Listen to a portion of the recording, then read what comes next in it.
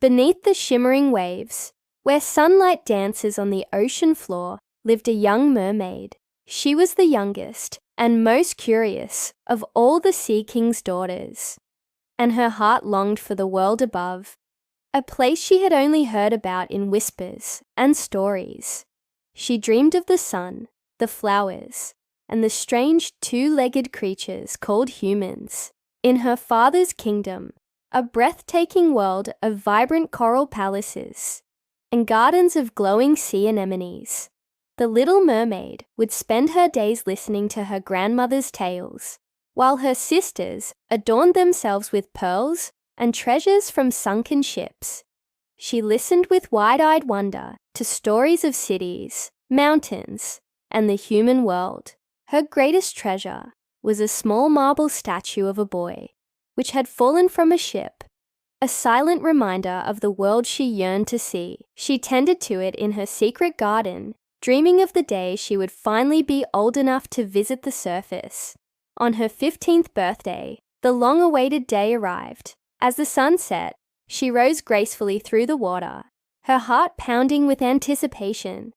The air felt crisp and smelled of salt and distant lands. There, on the calm, dark sea, was a magnificent ship, alight with lanterns and filled with music and laughter. She watched the celebration from a distance, her eyes drawn to one figure in particular, a handsome young prince with kind eyes and a warm smile. She felt a connection she had never known before, a feeling that anchored her heart to the world above the waves. Suddenly, the sky turned black. A fierce storm descended upon the ship with terrifying speed. Lightning split the heavens, and giant waves crashed over the deck, tearing the vessel apart. Amid the chaos, the prince was thrown into the raging sea. Without a moment's hesitation, the little mermaid swam through the tempest. She found him unconscious, sinking into the dark depths. With all her strength, she held his head above the water, battling the waves to carry him to safety. As dawn approached, she brought him to a sandy shore near a white temple. She kissed his forehead gently before retreating into the sea foam, her heart aching as she watched a young woman from the temple find him and take him away. From that day on, the world below felt empty. The vibrant corals seemed dull, and the songs of the sea held no joy.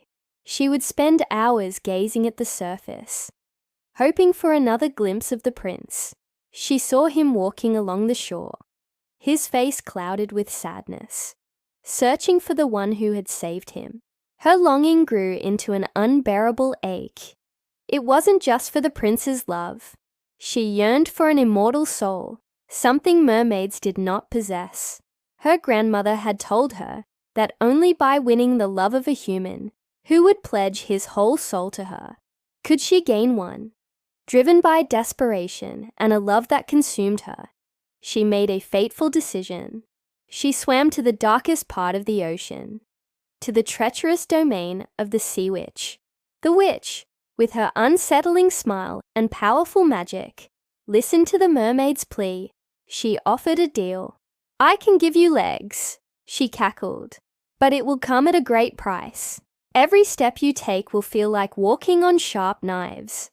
And most importantly, I will take your voice. You will be mute, unable to speak or sing." The witch's warning was grim. If you fail to win the prince is true love, and he marries another, your heart will break. At the first sunrise after his wedding, you will dissolve into sea foam. With trembling hands but a resolute heart, the little mermaid accepted the bargain. She drank the sharp, burning potion. A searing pain shot through her, and she felt her tail splitting in two. Fainting from the agony, she washed ashore. When she awoke, she was human. The prince himself found her on the beach, a beautiful, silent stranger with the most expressive eyes he had ever seen. He was captivated by her grace and took her to his palace. She had legs. She was with her beloved prince, but she was utterly alone in her silence. Her hope her only companion. She quickly became the prince's favorite companion. She danced for him, her feet bleeding with every graceful step. A pain she hid behind a smile. She walked with him, her eyes telling the stories her voice could not. He loved her as one would love a dear child. But his heart belonged to the memory of the girl he believed had saved him. He confided in the little mermaid, telling her he could never love anyone but his mysterious rescuer from the temple. The mermaid's heart ached, for she was that rescuer. But she had no way to tell him. One day, the prince's parents announced he must marry a neighboring princess. Though he resisted, fate intervened. When the princess arrived, the prince was stunned. She was the very same woman from the temple who had found him on the shore. Believing his destiny was fulfilled, he joyfully agreed to the marriage. Royal wedding bells rang across the kingdom. The little mermaid stood in the shadows, her heart shattering into 1,000 pieces. As she watched the prince she loved marry another, her bargain was lost. The first light of dawn would be her last. That night, as the wedding celebrations continued on the ship, the little mermaid stood at the rail, gazing at the dark water. Her fate was sealed. But then, her sisters rose from the waves, their beautiful hair shorn. They had given their long locks to the sea witch in exchange for one last chance. They held out a sharp, enchanted dagger. "Plunge this into the prince's heart before the sun rises," they pleaded, their voices filled with despair. "Let his blood touch your feet, and your tail will return. You can come back to us." She took the dagger, her hand trembling. She crept into the bridal chamber where the prince and his new bride slept. She looked at his peaceful face, the face she loved more than her own life. He murmured his wife's name in his sleep. She could not do it. Her love for him was too pure, too selfless to commit such an act. With a final tearful glance, she threw the dagger into the sea. As the first rays of dawn touched the horizon, she walked to the edge of the ship and cast herself into the waves. Her body dissolved, and she felt herself turning into foam, floating on the tide. But she did not cease to exist.